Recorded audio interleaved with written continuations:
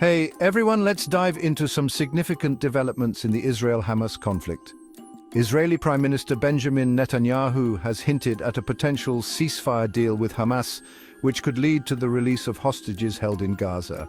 This comes as the death toll in the 9-month conflict surpasses 39,000 primarily Palestinians. The details of this potential ceasefire are still under wraps, but the deal is being facilitated by international players like Egypt, Qatar and the United States. They are aiming for a phased approach to halting hostilities, which could bring some much-needed respite to the region.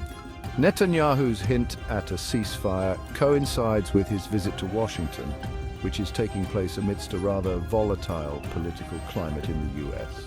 The timing of this potential deal also aligns with a newly signed unity government declaration between Palestinian factions Hamas and Fatah in China. However, given the history of previous failed unity attempts, there's a cloud of uncertainty hanging over this agreement. Still, significant hurdles remain. Netanyahu is pushing for an enforcement mechanism to prevent Hamas operatives from returning to northern Gaza.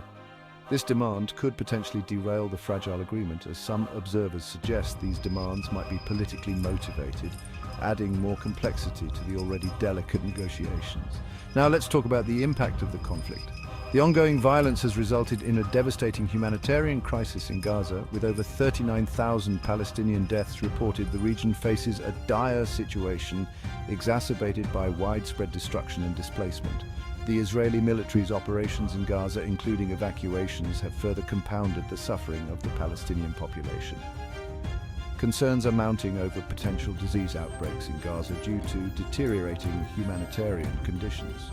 Overcrowded shelters and limited access to clean water and sanitation pose significant health risks. International organizations are struggling to provide aid amidst the ongoing conflict, highlighting the urgent need for a ceasefire to address the humanitarian crisis. Adding to the complexities, there's an Israeli parliamentary bill proposing to designate the UN Palestinian Aid Agency as a terrorist group. This move has drawn criticism as it could severely hamper humanitarian efforts in the region, underscoring the deep political divisions surrounding the conflict and the challenges in finding a lasting solution. On the international front, efforts to broker a ceasefire have intensified. Egypt, Qatar and the US are playing key roles. President Biden recently announced a framework for a ceasefire deal based on a plan he proposed in May, but acknowledged that there is still work to do. However, the path to a ceasefire has encountered obstacles. A UN convoy in Gaza came under gunfire, highlighting the volatile security situation. Additionally, Israel has issued warnings to its Olympic athletes about potential attacks, indicating the far-reaching security concerns stemming from the conflict. The international community remains deeply concerned about the escalating violence and its impact on the region. The conflict has drawn condemnation and calls for restraint from various countries and international organizations.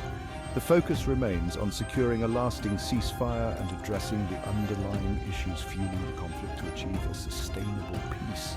So that's the latest on the Israel-Hamas ceasefire discussions. Stay tuned for more updates and let's hope for a peaceful resolution soon. Thanks for watching and don't forget to like, comment and subscribe for more news updates.